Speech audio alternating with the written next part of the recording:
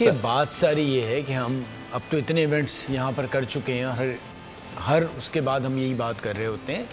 आप एक 7वें नंबर की टीम है, आपने 8वें 9वें 10वें नंबर की टीमों को हरा दिया, ठीक है।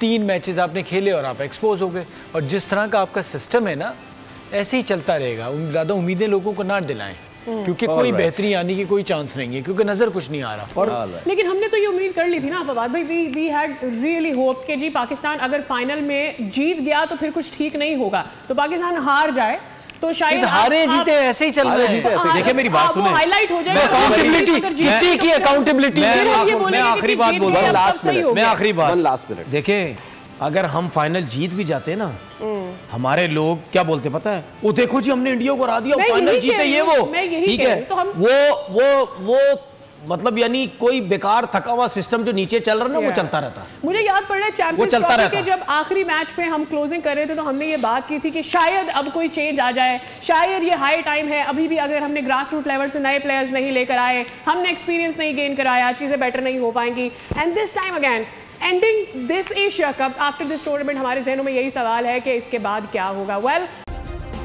सब्सक्राइब करें और बेल दबाएं ताकि कोई खबर रह न जाए।